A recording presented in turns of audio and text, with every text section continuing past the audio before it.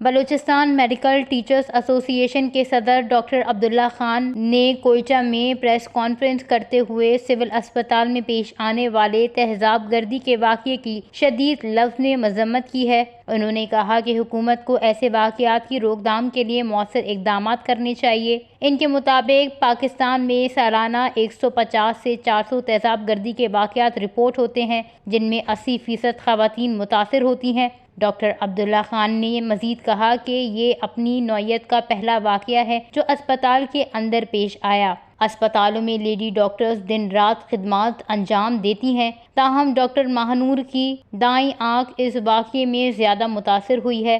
ان کا کہنا تھا کہ حکومت بلوچستان اور محکمہ صحت نے فوری طبی امداد میں کوتاہی نہیں برتی، جبکہ حکومتی اقدام اور پولیس کی بروقت کارروائی قابل تعریف ہے۔ ڈاکٹر عبداللہ خان نے مطالبہ کیا ہے کہ اسپتالوں میں انڈور سیکورٹی فراہم کی جائے اور قانون سازی کے ذریعے طبی عملے کو تحفظ دیا جائے۔ انہوں نے کہا کہ سول اور بی ایم سی اسپتال ماضی میں بھی دہشت گردی کا شکار رہے ہیں، لہٰذا واقعے کی شفاف تحقیقات ضروری ہے۔ انہوں نے خبردار کیا کہ اگر ایک ہفتے میں مطالبات تسلیم نہ کیے گئے تو احتجاج کا راستہ اختیار کیا جائے گا۔